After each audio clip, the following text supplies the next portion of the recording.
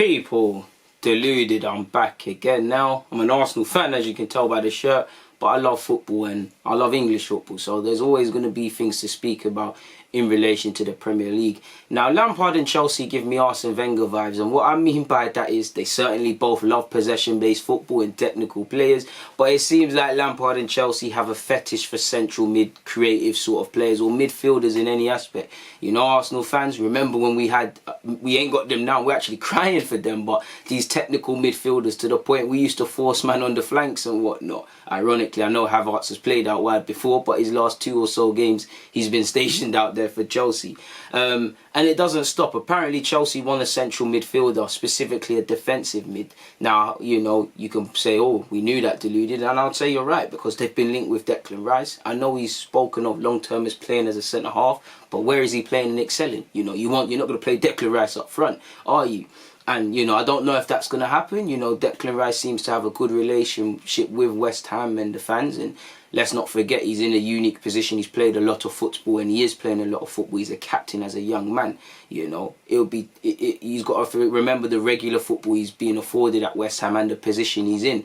That being said, with all due respect to West Ham, you know, Chelsea and West Ham, Chelsea are a bigger club. You look at all the stuff you hear about West Ham and the players are unhappy with it. You know, Declan Rice is liking tweets, questioning what the people are doing in terms of selling players. There's question marks over recruitment.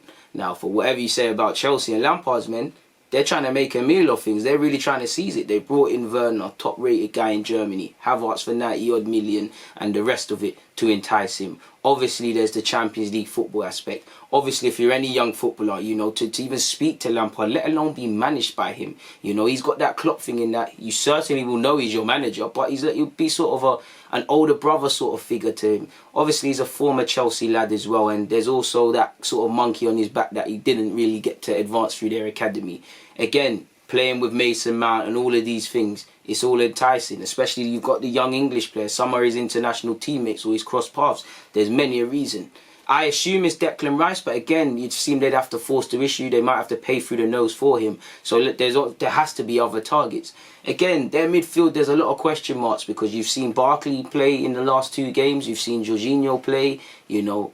Loftus-Cheek had his opportunity. We'll get onto him in the 10 position and he didn't take it. You know, Havertz has played in different positions, but granted he's won. Mount's played, so there's going to be a lot of juggling and things, and at least early on people are going to get game time. There's the EFL trophy to come this week. Chelsea would undoubtedly see some rotation in such. Jorginho's been linked with a move away. Kante hasn't. He's been rated quite highly by Lampard and said no. So there's question marks. So if there's question marks and you bring in another midfielder, it's crazy.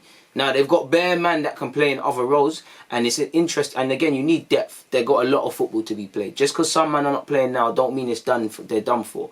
But at the same time, and again, my opinion don't matter. I'm an Arsenal fan. I don't watch Chelsea like that. I'm not Lampard. But, you know, whatever midfield combination you throw at me, I think I'm playing Kovacic. You know, I'm playing Kovacic. Like, he's playing. If I'm Lampard, Kovacic is a man that's playing. You know, I'm playing Kante as well, personally, because I need a ball winner. You know, he can play as a defensive mid, but that's not him. He's best where he can get around and be a ball winner and put out fires all over. We know Kante's ball playing ability. You know, he's a professional footballer, so it's better than we think. But at the same time, he's not a man for that. He's limited. And there's also, you know, depending on what you do, if you go 4-3-3, I've mentioned 2 midfielders, there's one left. Whether that's going to be Mount, whether that's going to be Havertz, whether that's going to be, you know, the industrious Ruben Loftus-Cheek. Apologies, people. Whether you're going to do a thing where Jorginho is playing in the sort of, you know, the deep line role, well, the sort of lone role, not necessarily the Makelele role, but he's playing at that base. You've got Kante winning the ball higher, and then you've got a Kovacic. I don't know what Lampard wants to do, but, you know, it'll be interesting because he clearly wants to, I don't know, ball playing and being able to build is a big part of the game. So are they going to be a defensive mid per se, or are they going to be someone that can defend, that are a bit tenacious and whatnot, but they can play at that role and excel? Because, you know, you'd imagine you have the defensive mid.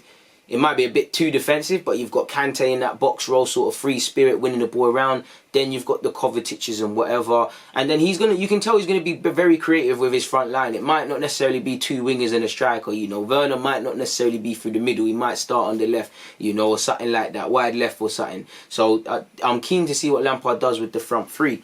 But it is a bit mad wanting another midfielder, though. And I mean, Declan Rice, I think he'd fit in well at Chelsea for many reasons.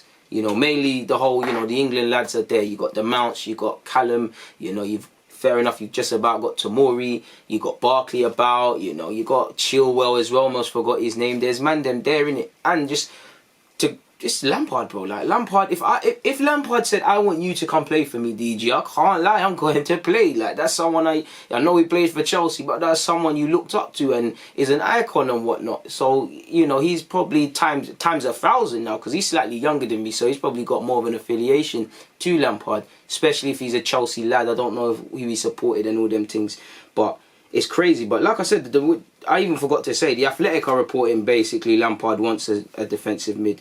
Apparently an insider told the Athletic, he said, I believe the thinking is for the balance of the squad. Last season, Chelsea didn't have a defensive midfielder with the mindset to hold.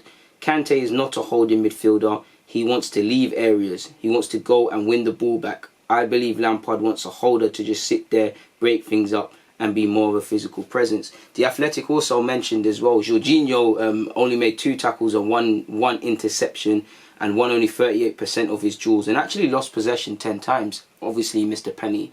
Now Jorginho played at that base, that's why he's of relevance, but we all know that's not him. You know, that really isn't him. So I'm keen to see what Chelsea do with their midfield. Kante put himself about, he made 4 tackles, only Reece James was better than him in that. He won 16 of his duels. He won 16 duels, 67%, and that and was obviously he was joint second among Chelsea for possession gained, which was 6 times, and he was 5th for touches, which is 62. Now I wouldn't read too much into the touches per se. It's somewhat an occupational hazard for how he plays, but it is what it is. And there was a lot of talk of Lampard wanting to get rid of Kante and all of these sort of things, people, which don't make no sense. Apparently, you know, remember Lampard also said he's fundamental to what I'm trying to do. We can obviously talk about attacking players, we have, but someone like N'Golo and the work he does in midfield is important. And it's also, remember, Lampard was almost, I wouldn't say he was a free spirit in midfield, but, you know, he was at his best when he didn't have to deal with that. So he even probably has even more of an appreciation for Kante. He probably sees former teammates in him that used to do that to a degree. So Kante will get his game time, and you know, as you know, in an ideal world, you want to take Kante off, really. You know, you want, if Chelsea are going to have all these technical based footballers and possessions in that side of the half, you know, you don't necessarily need Kante on that field. But at the same time, there's 36 Premier League games left. It's not going to be a pretty football thing. You've got to use Kante. When you're playing in finals and semi-finals and whatnot, and you need man that can win the ball back, you need Kante. He's the only specialist of what he does in that specific role in the team. He's the only closest thing they've got to a defensive mid. And I believe he can play as that, but that's not him. He's a ball-winning, box-to-box midfielder, is what I'd describe him as.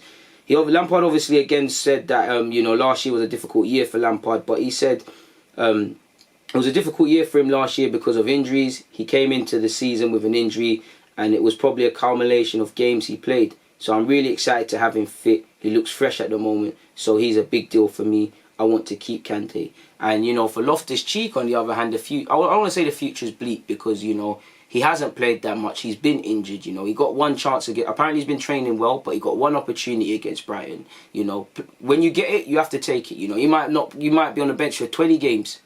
That 21 game comes, you've got one opportunity. You better leave an impression in that manager's thoughts. You have to do that. That is football.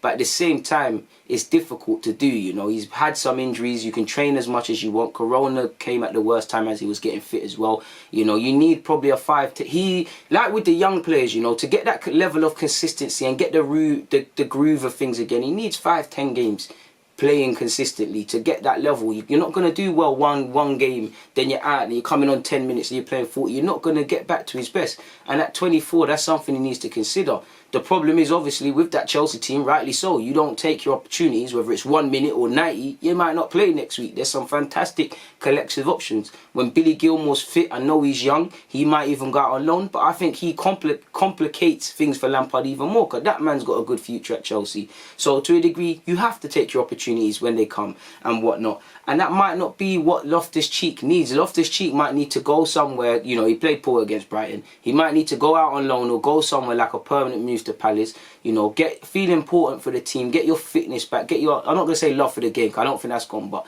you know, just play games, get that confidence back, get that competence back, get that consistency back and whatnot. It could be worth it. You know, I still think he's got a future at Chelsea, but at 24, with the midfield options they've got, with you didn't take your chance against Brighton, I'm sure, you know, playing fit and playing club football, whether at Chelsea or not, should be his first thought.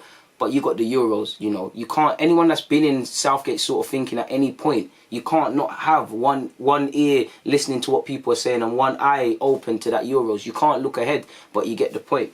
I feel sorry for Loftus-Cheek. Personally, I'd take him at Arsenal if he stayed fit. I think he's a baller. I think he's got a great technical level. I think he's got a good engine. I think he needs to define what specific midfield role he's at. I think he needs to show consistency. But these are all byproducts of him being injured and not being able to do that. The Athletic summed up a lot, man. Apparently, you know, he played in the Tembo. He didn't have any shots or block shots. He completed just 11 of 17 passes against Burnley and had 27 touches on the ball. Is it cycle? And apparently, only substitutes Azpilicueta and Hudson-Odoi had less than him. Could that be because he's unsure of that role? Could that be because he's thinking too much, his chance might go? Could that be because he's not confident? Ultimately, these things could all play a part or be one sole reason. The facts are football is harsh and he didn't take his chance. You know, football is harsh. Football doesn't care about your feelings. You know, I can sympathise, as I have done with Loftus-Cheek. There's many variables as to why it hasn't happened for him. But it's sad. And the Athletic went further in their research and said he's featured in only 13 Premier League games for Chelsea, where he's played for 60 plus minutes since the start of 2015-16. So again, that could be down to injuries and whatnot. But why is he always being subbed? Is he not being trusted? Is he not doing what the manager wants him to do? Is there concerns over his level? Before I forget, the Athletic went on to say apparently he does take criticism to heart, which maybe he needs to stop doing. Again, I don't know that to be fair, but Loftus-Cheek doesn't strike me to be fair someone that gets disheartened over comments in football, even though I think Jamie Carragher and Gary Neville were quite harsh about him. But apparently, of those games I've just mentioned, the match against Brighton was his highest ever for turnover percentage, 44%. He averages 14%. This stat tells us the proportion of his touches that led to a loss of possession. So he loses the ball quite a lot. So again, if you're going to play that midfield role, you've got to protect it. In the middle third, he was especially culpable of turning the ball over, doing so on 7 of his 17 touches, usually over 1 in 7. Given he's an attacking-minded player, that's disappointing. Now, again, you're going to lose the ball more and have more, you know, missed shots and stuff if you're that player that makes things happen. But this could also say he's quite wasteful in that role. For all of the injuries and all of these things, he's quite wasteful. So at base level, not talking about anything, just the manager telling you a role in the game and going out and doing it. Is he listening to the manager's instructions? Is he replicating what he wants to see more? The question might be no, depending on how this, according on how this article went. Apologies, people. His pass completion in the opposite half was 64%. His usual average was 86%. Well, his usual average is 86 in that game. In the opposition half is 84.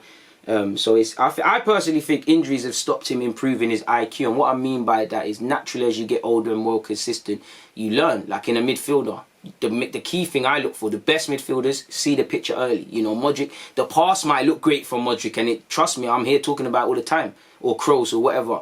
But what's more impressive is that they've clocked what's going to happen, made a yard of space, seen what their teammates on, and clipped it over. They're always scanning, they're always thinking. They do things in less touches.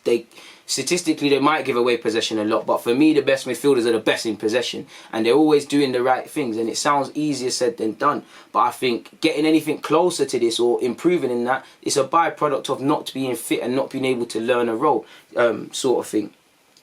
So it's down to him, man. It's down to him. It's really down to him. It's really down to him. I really want Loftus-Cheek to turn it around. It's never fair to see somebody injured. It's not fair at all, and you never just want to see it, man. It's not nice. It's really just not nice, but that's all I have to say, man. On that note, it's always a pleasure. DG.